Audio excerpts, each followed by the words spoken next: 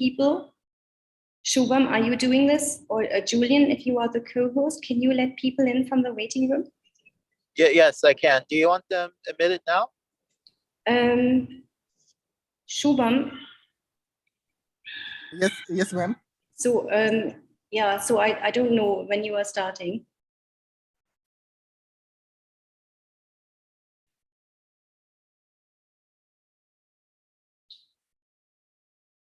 Is this live, Shubham? Because somehow I can't see the green thing. Ma'am, we are live on YouTube. Live. Okay, good. Yes, and then please let in the people from the waiting room. Okay.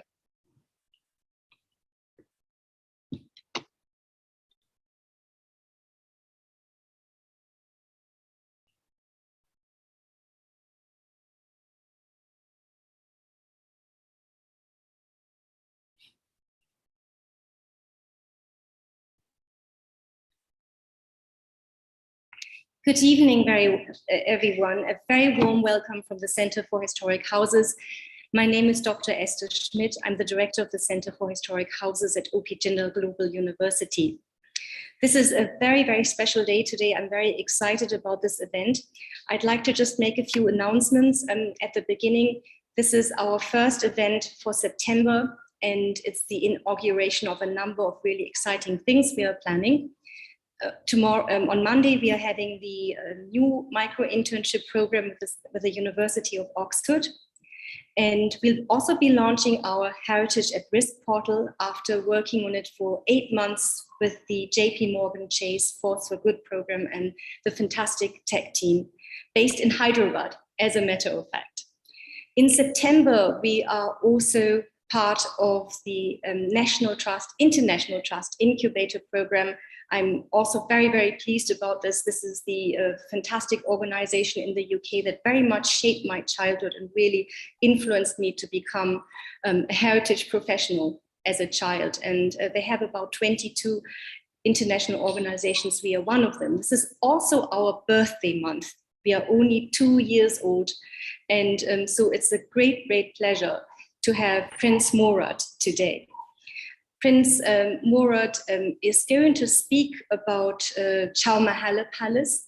I think this is his first time to be speaking publicly in association with the Chowmahalla Palace. And this is also something we are very, very dedicated to, namely the next generation program that we are doing, the next generation of owners of historic houses.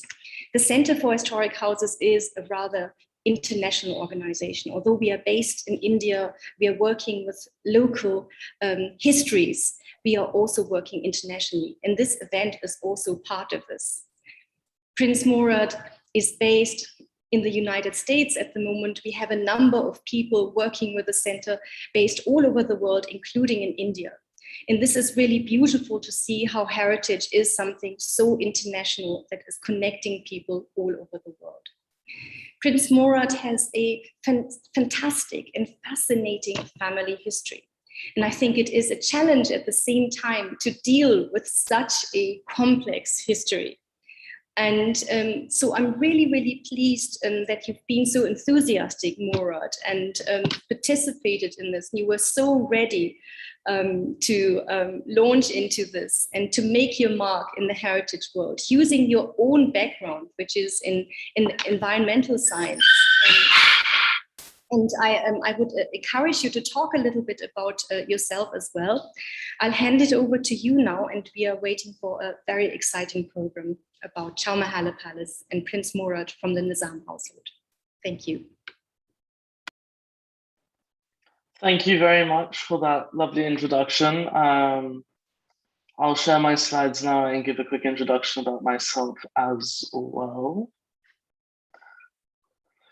Well, hello everyone. For those of you who don't know who I am, I just want to make sure that everyone can see my slides correctly.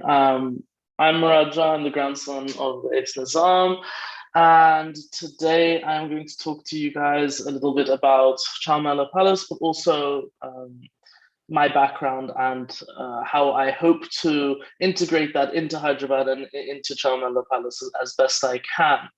A little disclaimer is I'm not a historian, so I may not be able to answer every question on that, but I would be happy to answer any questions on environmental sustainability or the sustainability of history and culture at Chowmahalla Palace.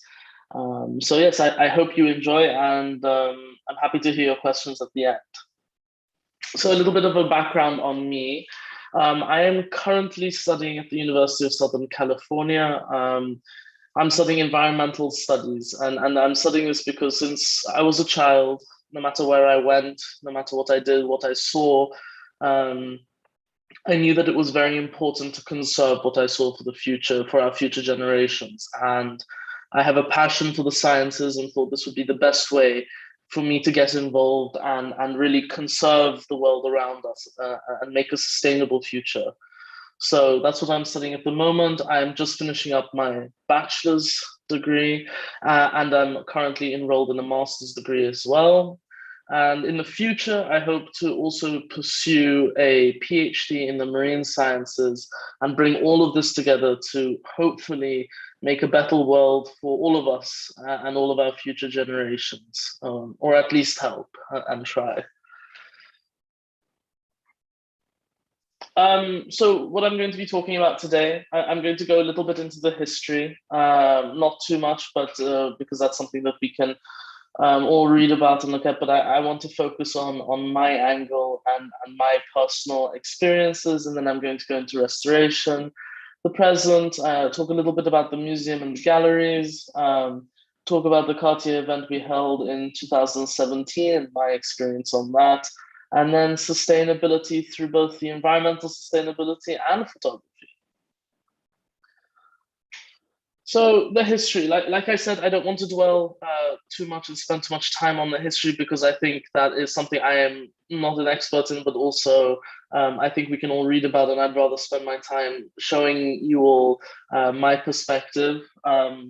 Just a little bit of history is that Chowmahalla Palace was constructed in the heart of Hyderabad. Something very interesting about its history is that every Nizam has contributed to the palace. Whether it be through restoration or contributions to building it. So every Nizam has his touch on the palace itself, on the building itself. And it was recently restored and given back to the city. And I'll talk a bit about why it's a gift to the people and to the city later, but it really is a fantastic restoration and something that has been given back. I'm also going to talk a little bit about one of the Nizams, and in particular the seventh Nizam, Osmani Khan. And I know that he's very famous for certain reasons, and obviously seeing him on the cover of Time magazine.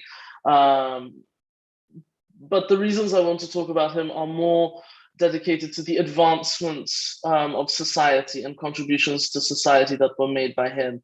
And although a controversial reign at some points, I think it's very important to focus on some of the ideals when it came to advancing the city, the environment, education, society, and taking Hyderabad to a new height in those respects. And I think those are ideals that we can hold true today and implement so that we can have a more sustainable future.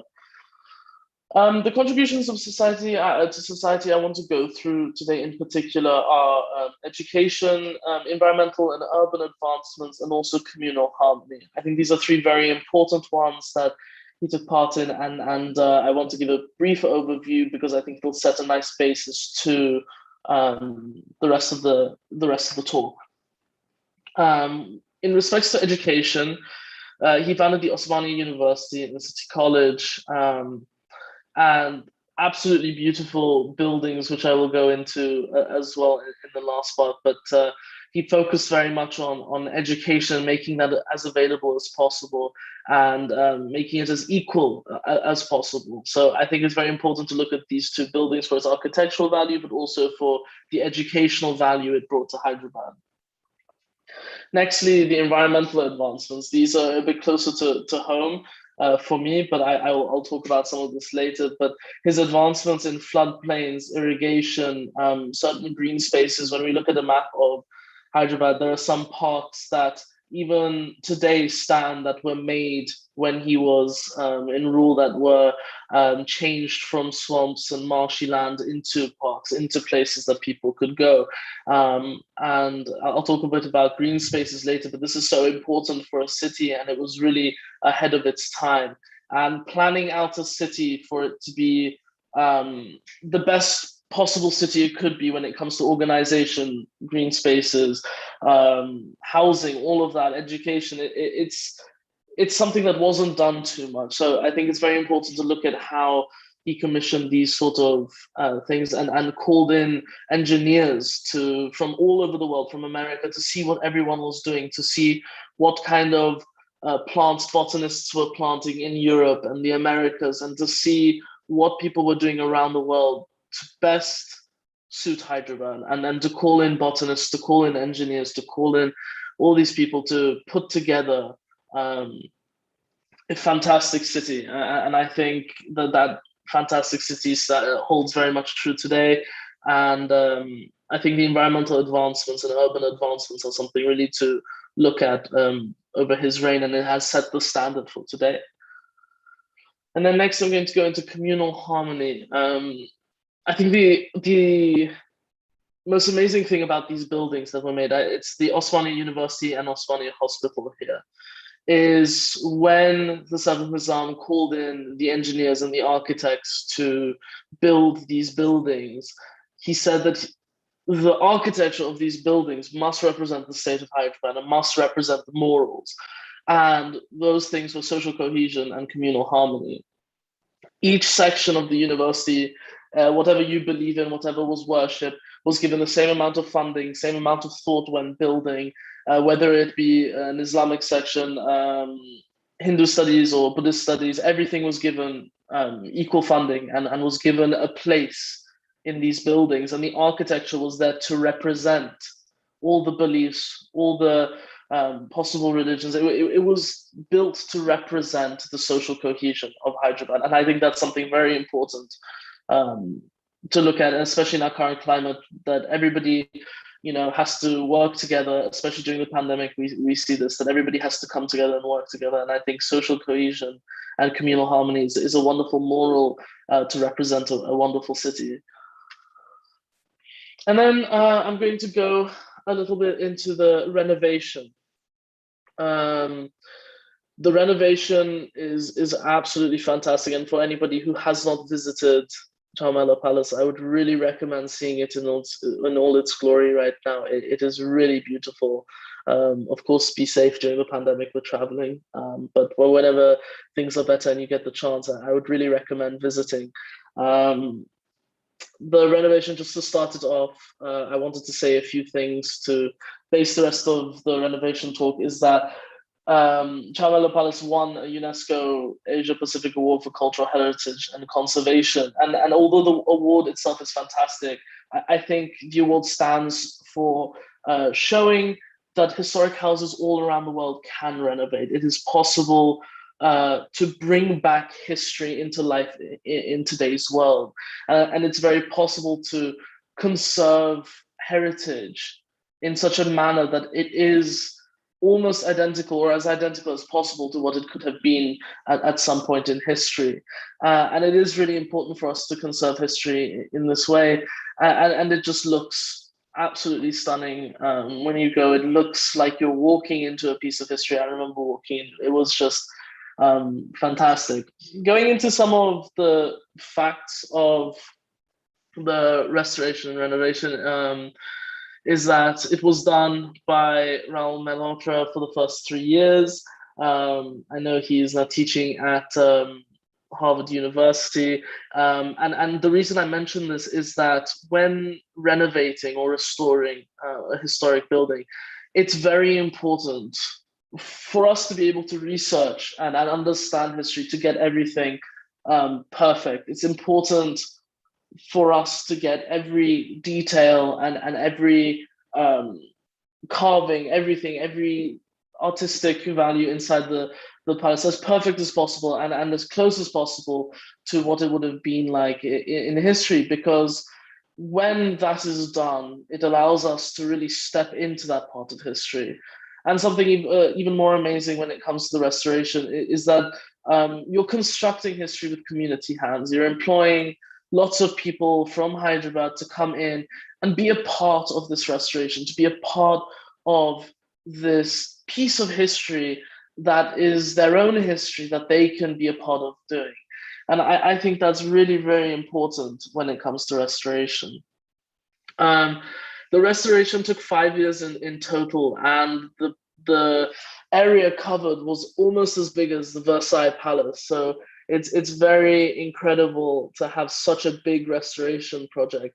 And everything from the tiles to the flooring was done to an extent that it would match history. It would be the closest possible to historical styles. Obviously, each Nizam had their own style, their own beliefs, their own morals. So different sections of the palace have different architectural values, but it's been restored to a way where we can understand the history.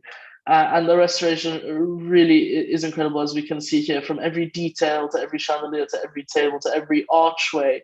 Everything has been restored to its maximum, to its best possible way. And with our time changing, obviously, it's very hard to restore a historic house. It would be easier to build one from scratch, just because we live in a very different world where we have air conditioning, where we have Wi-Fi, where we have wires and cables, and climate change. There are all these things to think about when restoring, because especially when we want people to visit and come, it's very important, and to study, to research. It's very important to have these things such as Wi-Fi, air conditioning put into the building, which it obviously wasn't made for in the past. So it's adapting to new times and adapting to new technologies and implementing that in.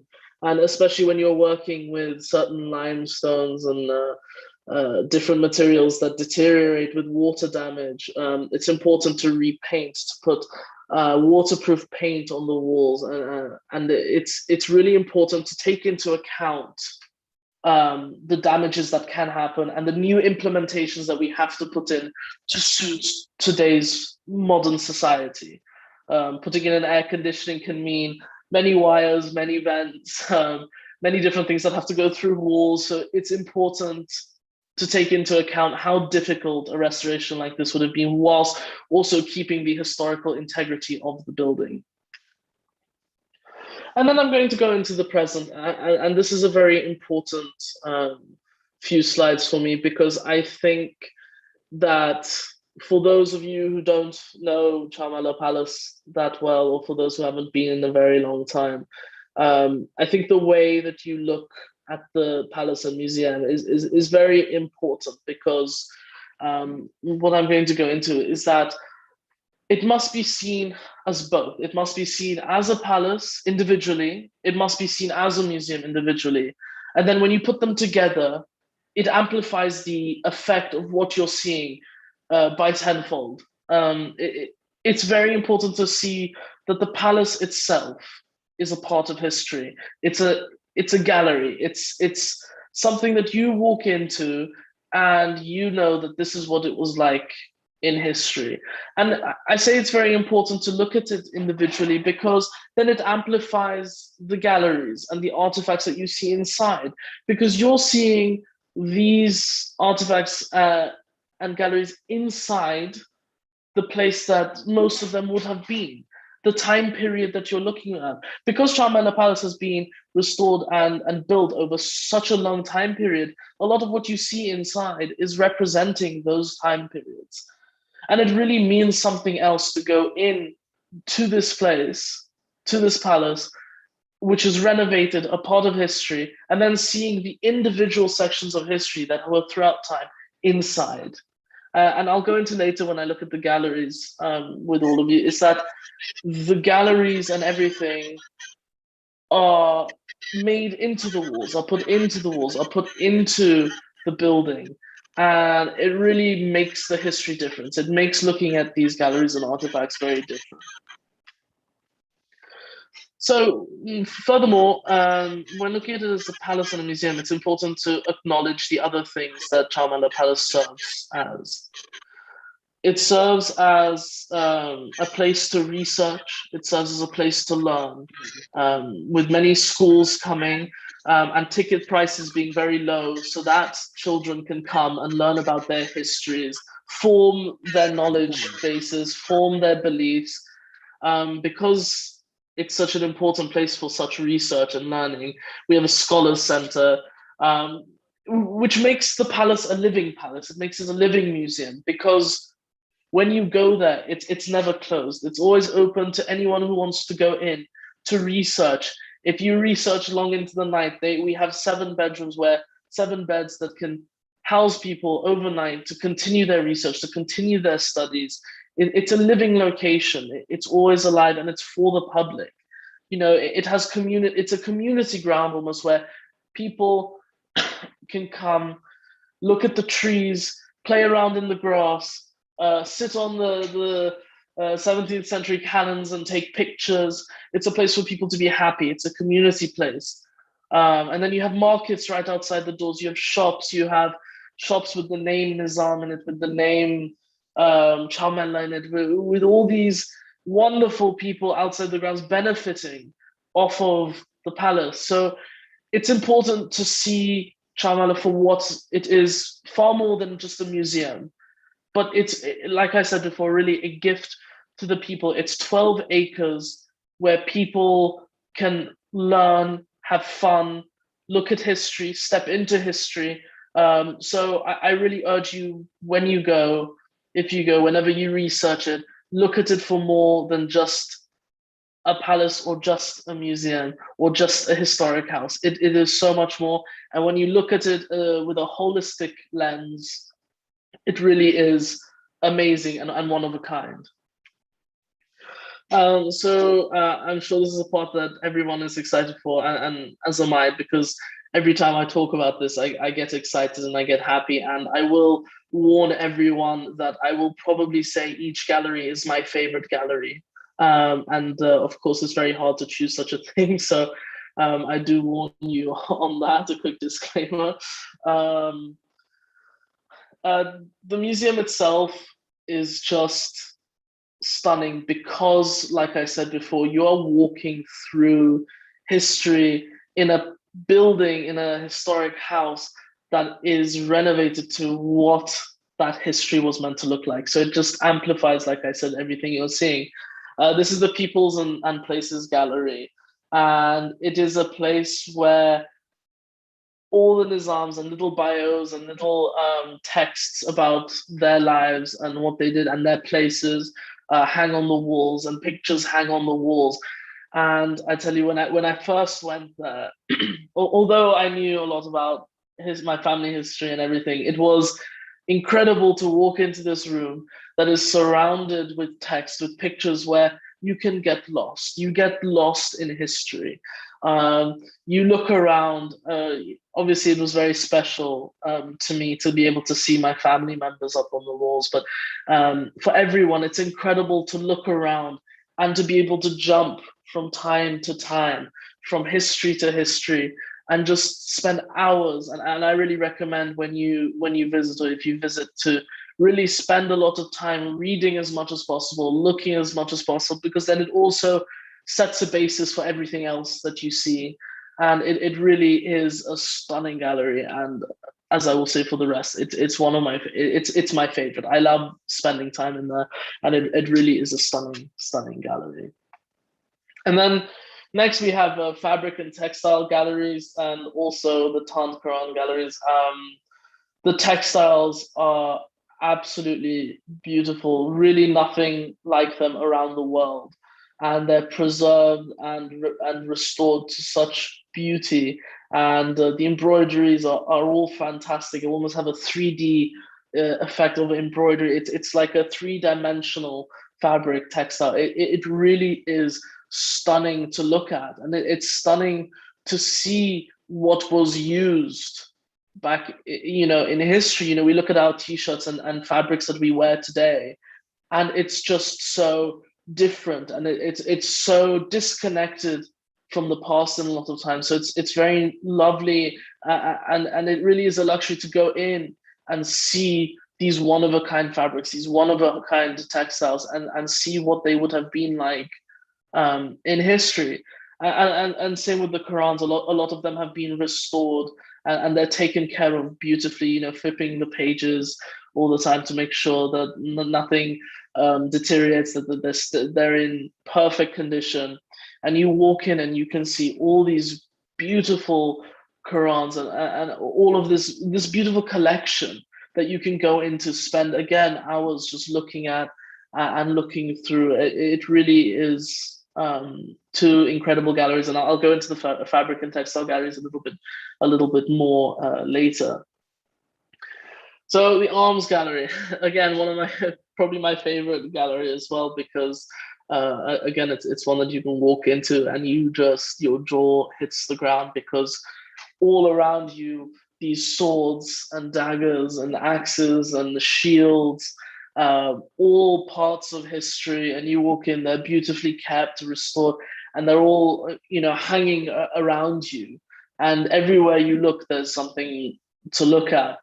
And it really is incredible to see. And it's one of the largest, arms collections, because when the Mughal Empire came and fought in the lands around Hyderabad, when they left their arms behind, and a lot of arms were left behind, and a lot of arms were collected throughout the Nizam's households as well. So it's a whole history of arms, and they are absolutely stunning. And you can see the history and the different designs, the different types of arms when you go through. And then when you see something that doesn't look like the others, it's very interesting to just look at where that one is from, what time period, and see why it's different. So I think that's absolutely incredible. And then the three artifacts in the middle is the Mahi Marathi, which was a fish, a statue resembling a fish. And it was given by the Mughal emperor to the Nizam of Hyderabad. And this is a very high honor. And once it's given, it's almost like the Nizam was taken under the wing of the emperor. It was a very high honor, and it was something that not a lot of people were given. So it's very special that we have it on display in the gallery. And a wonderful piece of history, very interesting to look at, very interesting to contextualize the time. And then that's something I would definitely recommend seeing, if you're on a short time crunch, to see the entire gallery and all the galleries. That's definitely something you should see. And we have things like armor plates and clothing that was made out of gold and silver, very many interesting artifacts relating to weaponry and arms in this gallery. And then there's the textile gallery. And I love this photo. And the reason I love this photo is because we have people on the outside of this glass wearing polos, t-shirts, jeans, looking in to what would have been worn at that time and restored to its full glory. And it's almost like you're looking through a portal into history. You're looking at these wonderful fabrics, these wonderful textiles, exactly how they would have been. And you almost want to go in and just talk and just understand and feel and look at these amazing pieces of clothing that have been restored perfectly. And it's beautiful. It's like watching a scene in a historic movie, or watching history itself. And the way everything has been restored and looks and set up, it really is stunning to look at that.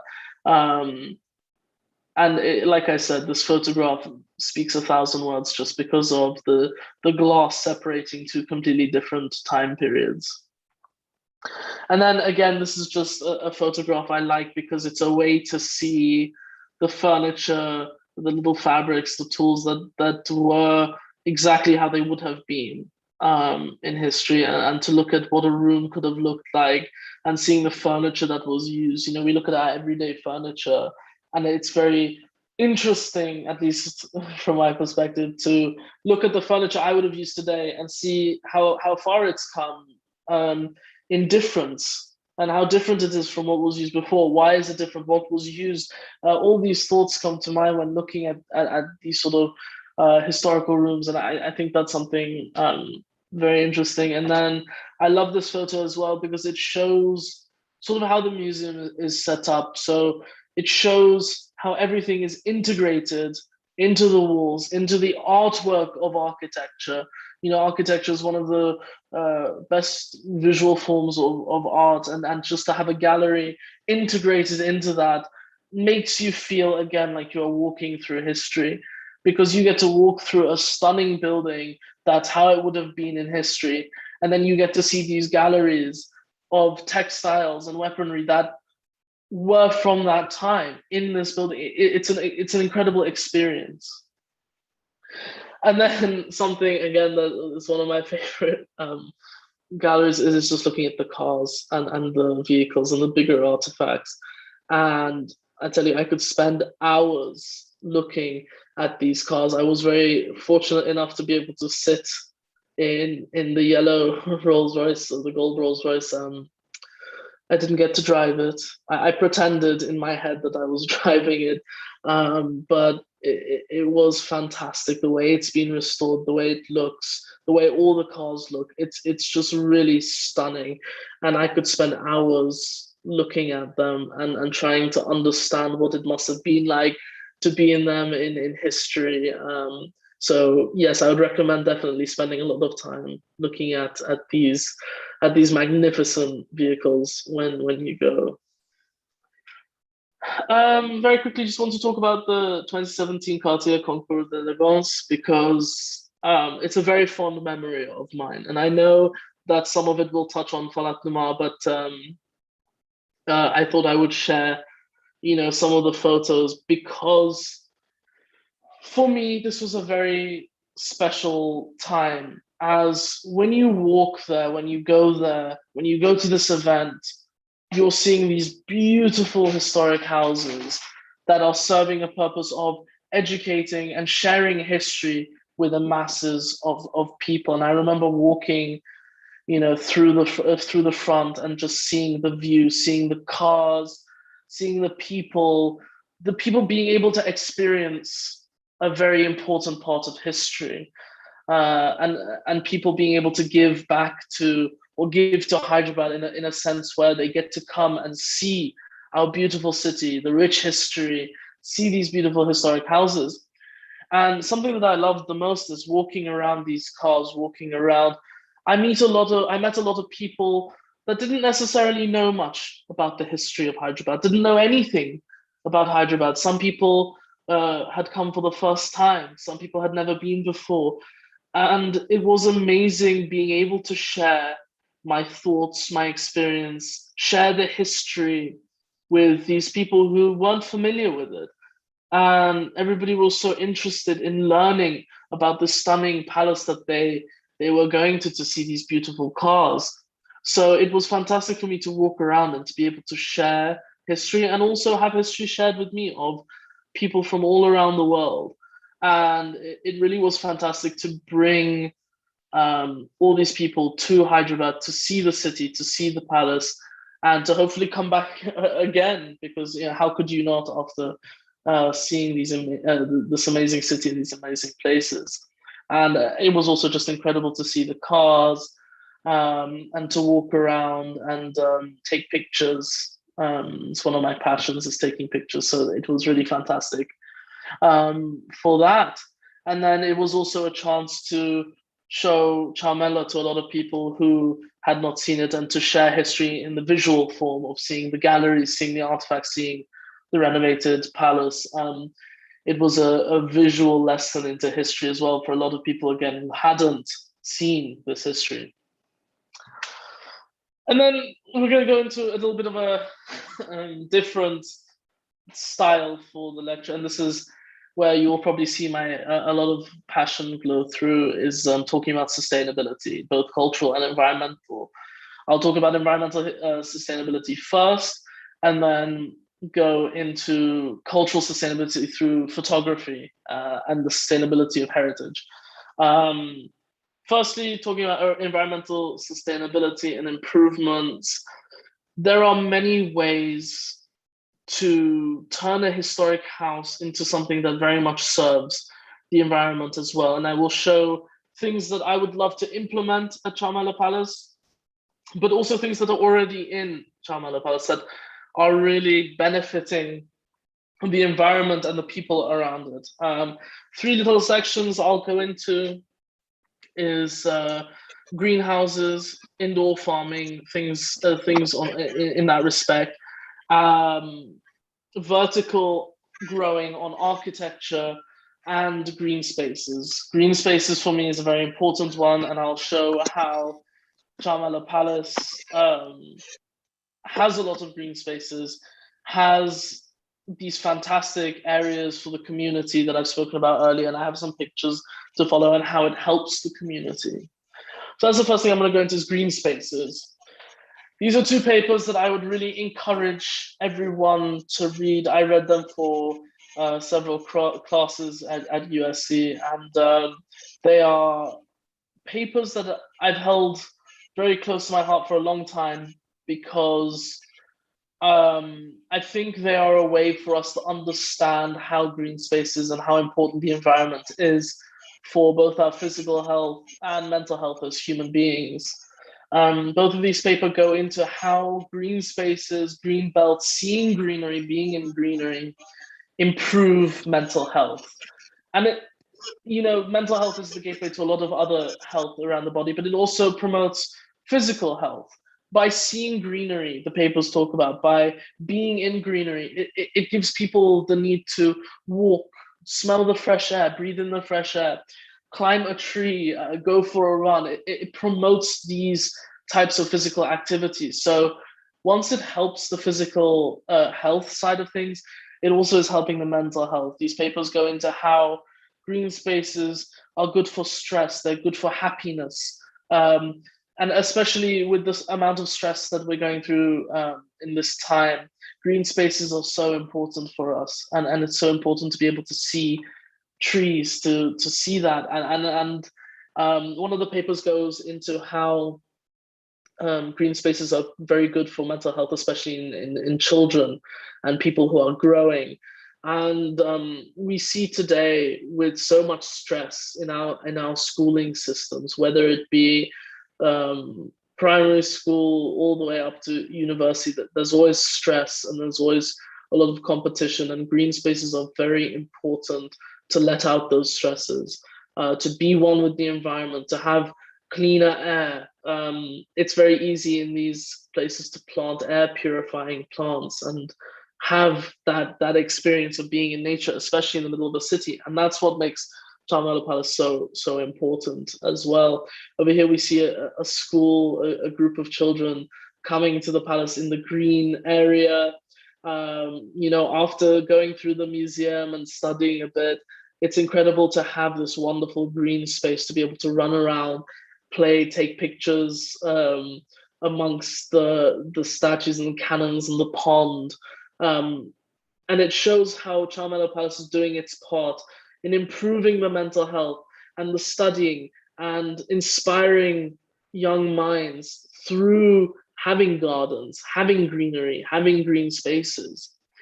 And I think it should stand as somewhere which a lot of historic houses can look up to in this sense, because it's very easy to implement certain green spaces, and green spaces can be tailored to what you need, or to what a historic house or potentially a large building or even a park wants to represent.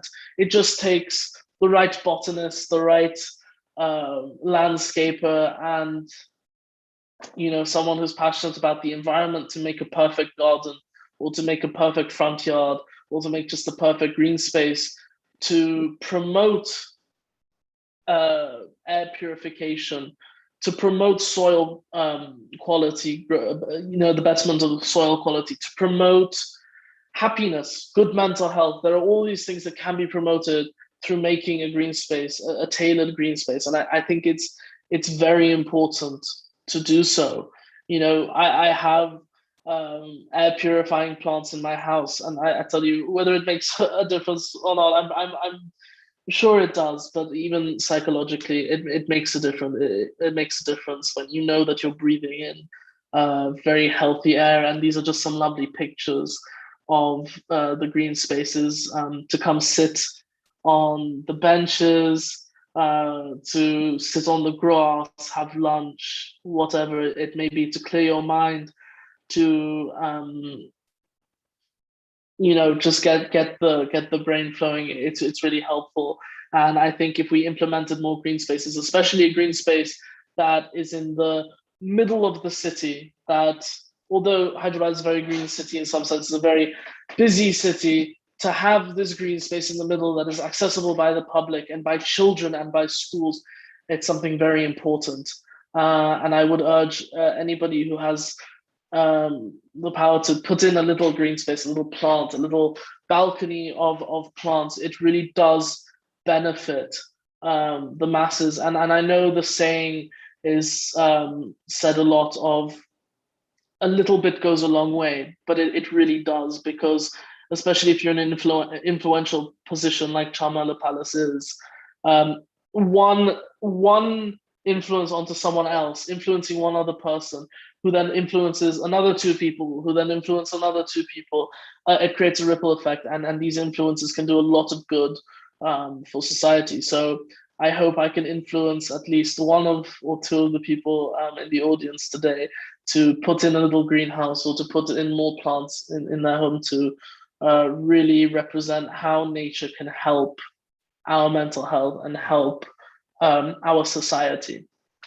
And then I'm going to go a little bit into greenhouses. Although this isn't a topic that a lot of people are familiar with, it's a topic that's very close to my heart, and one I've studied and looked into for a while and worked with.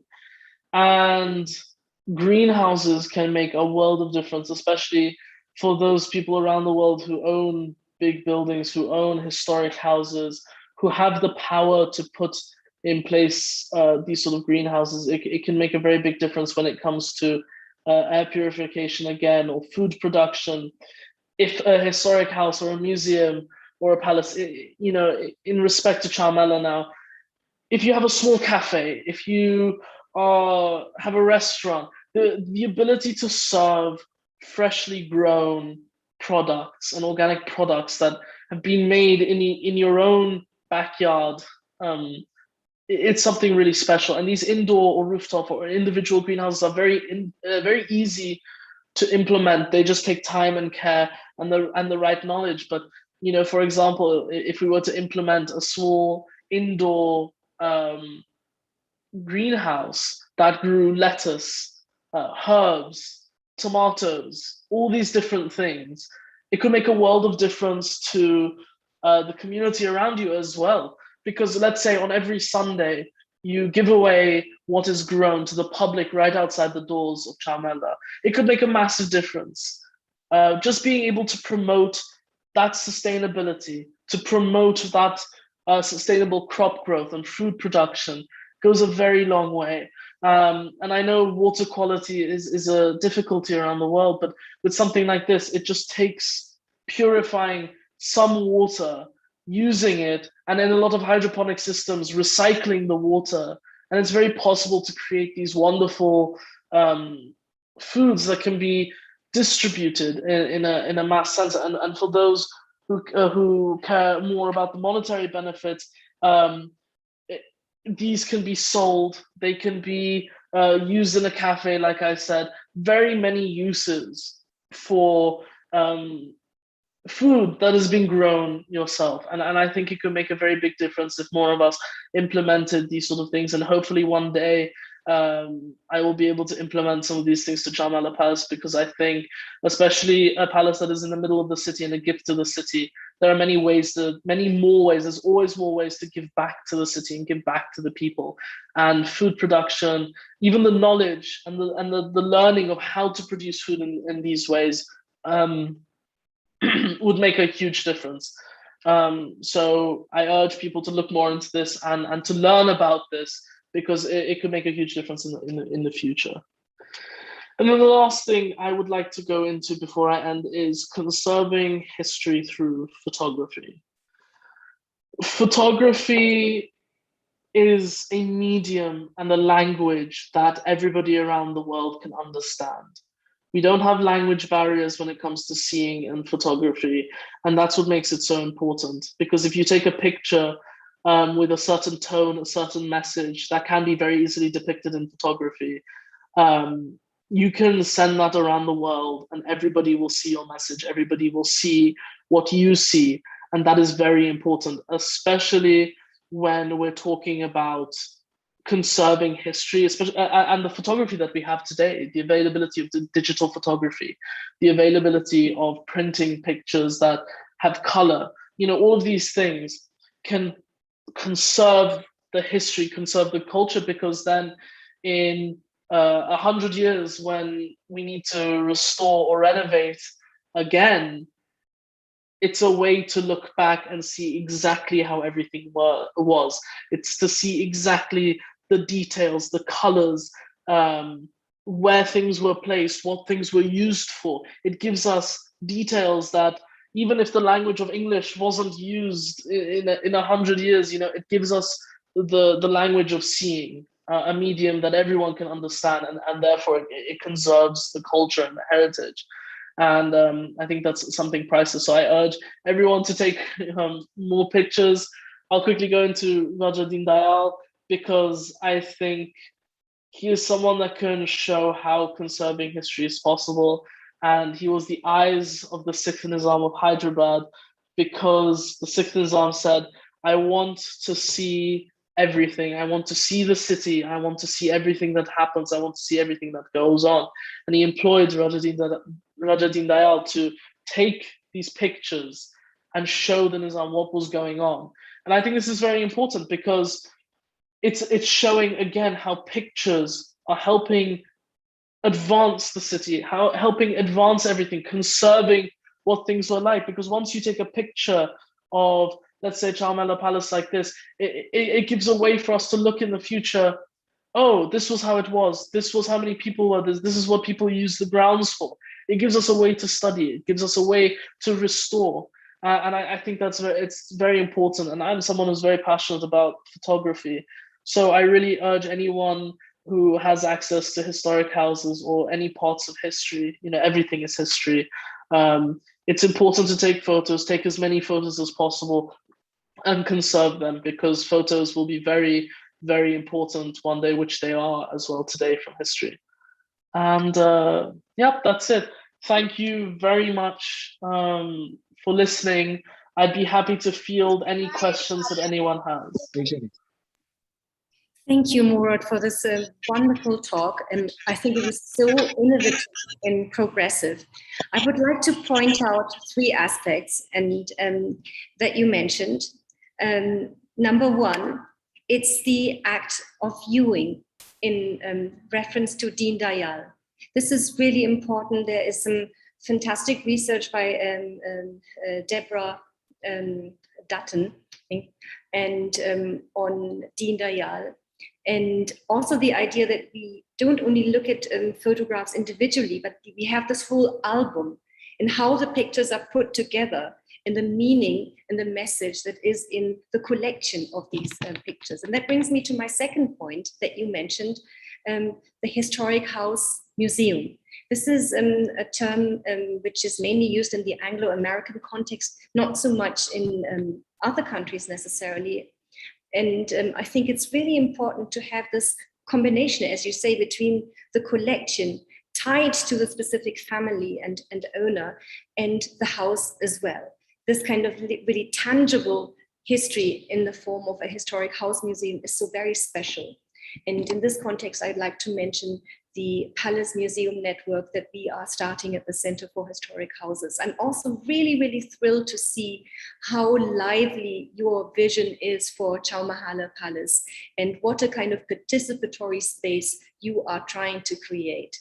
And then finally, I think your idea of combining sustainability in your own background in environmental science with heritage is not only important, but really, really necessary. This is something we strongly support. We started, in fact, the Center for Historic Houses with a conference on water and heritage, and we would like to continue this way. And I really, really hope that you can continue to bring your expertise and you come to Hyderabad and you to apply some of these ideas and some of your expertise to the heritage context. Really, really intriguing and very exciting.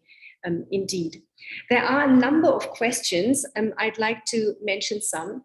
For instance, the idea of a digital collection and digitizing what you have. What is your view there and what is your plan there concerning the digitization?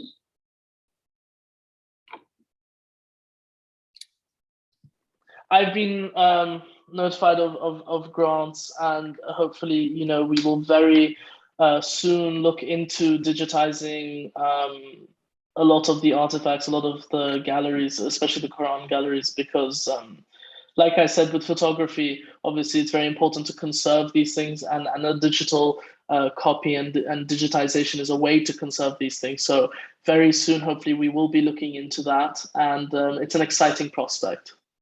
Fantastic. Mavish, you have a question, please. Thank you so much, Professor. I'm somehow unable to start my video. I think a host has not allowed me to open my video. I would have liked to, yeah, but anyway, it doesn't matter. Good evening, Prince Murad and Professor Schmidt. Thank you. This was really a wonderful talk. And I'm a student of the University of Oxford, and I've really been fascinated with this lecture. So, you know, I love the fact that you discussed mental health and sustainability in conjunction with heritage. And I want to congratulate you on this initiative. So it's certainly a very unique perspective, and it speaks of a grand vision. So I wanted to ask you, how can we induce such thinking in academic circles, where not only do we focus on an academic orientation towards history and heritage, but drive more actionable intersections of history with sustainability, mental health, and development. You know, what's your message to other young heritage lovers and climate change activists, and what can we do to contribute? I think it's a very heavy question, but the one thing I will say, and I hold very true to myself, is tell your story. Make sure your story is heard. Make sure your passions are heard and your morals are kept too. And I think that's the way towards, you know, what you're talking about, because I think it's very important to make sure that your story and side is heard, because when it's heard, that's when changes happen. And even like you said, when we're learning about history or we're learning about certain things, you have certain aspects that would be lovely to talk about that are not always talked about, especially, you know, mental health is something that not a lot of people today in academic sense, you know, talk about too much, and environmental sustainability outside of those niches. So I think when you tell your story, when you stick to what you believe and make sure your story is heard, whether it's between friends, between family, when you tell your story and when stories are told, it brings about change. So I would say, make sure to stick true to yourself and to tell your story. Thank you so much. That was really a fantastic message. There was one question about air conditions. Is this really necessary to have an air condition in a historic house? Given the climate in India, though, also, you know, I should mention. Yeah. A fantastic question. I think it was more of an example of the difficulties of implementing modern technologies. You know, obviously air conditioning may not be necessary, but especially if you're researching things like Wi-Fi, can be very necessary. So there are necessary technologies, but air conditioning was just an example that I thought of, which requires a lot of modifications. Someone asked whether whether the Nizam family was inspired by ideals of Tagore. I'm not familiar with Togo, unfortunately, so I don't think I will be able to answer that question. Then there is another question, a live question now. Jono Ali, please. Let me see.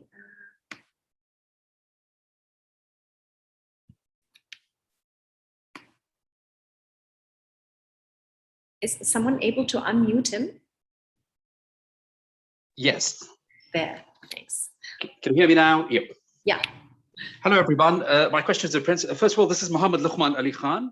Jono Ali appears to be my screen name there, which you've seen. Right. The question to the Prince is, with the Chowmahalla now restored and back almost in its fullest glory, and also the Falaknuma having, gotten back in shape, what next? What is the next building, we can look forward to of the meta buildings of the Nizams here? I think we will leave that as a surprise for the future, and we will see, lots of definitely pieces of history that could be restored, that will hopefully be restored and given back to the city as well. But I think that is something we will have to wait and see. Thanks for the reply, please. Thank you. In this context, I would just like to mention that unfortunately in Hyderabad, many important buildings have been destroyed in the past and were demolished, palaces and other buildings. And I'm very, very concerned about this. And I'm extremely grateful to JP Morgan Chase, also based in Hyderabad, the technology team, to develop this Heritage at Risk portal, which we will be launching after 8 months now, in the next 2 weeks. And we will be focusing specifically on Hyderabad, listing the buildings that are currently in danger of being demolished, including Osmania Hospital, for example, and others, and also those to document the buildings that were already demolished, and what it looks like now and how it used to look like in the past. We really believe to utilize kind of the digital sphere to put the eyes of the world really on what is happening, to kind of hopefully avoid this kind of demolition in the future, and to encourage local communities to see the benefit of heritage. And I think the example here also really shows the important benefit to the local community. It's not only that the building itself is being restored, and I would like to really point out Princess Ezra, who put so much effort in this and who is to be commended on this, and also architect Rahul Mehrotra. We are also planning another session with more architectural details and so on in the future. And Rahul Mehrotra will also talk about the conservation. This is just the beginning of many other exciting projects we are planning. And so I'm really curious also, and really, Murad, when you will be coming to India and really implement some of the things that you have highlighted today. As soon as possible, Obviously, it's very difficult with the pandemic right now, but really, I can't wait to be back. And I also think there are some questions in the chat. Yes. That I just want to answer, because who do I attribute igniting my love for photography? Has to be my father. My father is a fantastic photographer, and I'm sure everybody has seen either some of the photos he's taken and some of the ones in the slides as well. He's a fantastic photographer, and I definitely attribute that passion to him. And then also, the restoration was completely financed by the family, privately financed restoration. And we hope to, like was said before, restore as much as possible and keep restoring, keeping up Chowmahalla Palace and all the other historic houses that we can. Here, I'm so pleased to really see so many heritage professionals being present today. Here, Deepak, hello Deepak, Gear from Hyderabad. The question or the comment is, to consider galleries at Chowmahalla showcasing the lives and achievements of each of the Asaf Jars, perhaps an official publication. Yes, I would like to underline this. It would be really lovely to have a catalogue about the palace and the collection. But I think there are people also working on this at the moment as we speak, right? Yes, I believe so. So hopefully that will, happen in the near future. But yes, I agree, that would be absolutely fantastic. And the Peoples and Places Gallery also really contributes to that, because it is fantastic for looking at the lives of a lot of the past Nizams. And so many of you are pointing out now Osmania Hospital. I really hope that the talk that we are having is not only a moment to sit back and listen, but I really hope that this will inspire action from all the people who are involved, because too many buildings are being demolished. And I think every little thing that we do, you do, counts and is important. And if you are interested in collaborating, also please contact the Center for Historic Houses, or if you are interested in any other activity relating to Chowmahalla, maybe whom could they contact directly, Murad? That's a very good question. I would be happy to field any sort of inquiries like that through the center, if possible. If you get anything like that, I would be happy to look at them if you send them my way. Yes, I'm happy to forward it. We are just sharing information on the center. We are active on all social media. Our email address is there as well, isn't it? So let me just share it so you can get in touch with us.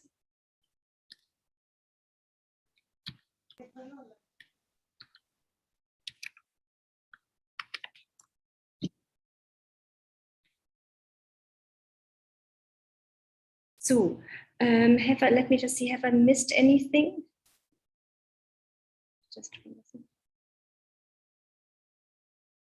The Nizam Museum is in a bad state. Is there any plan to bring restoration to Purani Habili? Yes, I have heard from various stakeholders in Hyderabad that there is continuous work going on, conservation work, restoration work at Purani Haveli as well. But of course, these efforts take a long time. Even though in Chowmahalla, 5 years is actually not so long if you think about the time it took to be built. Yes. So with these points, again, thank you so much, Prince Murad. This was a really inspirational talk, and it's very exciting to have you contribute to the heritage sector in Hyderabad. And we are just looking forward to many more exciting events. Thank you very much for attending. Our next event will be on the third Saturday. We always have resilience lecture series on the first and third Saturday of the month. The next lecture will be on Kanker Palace by the owner, who's also a professor of history at St. Stephen's College. Thank you very much, and hope that you join us again. Bye-bye. Thank you.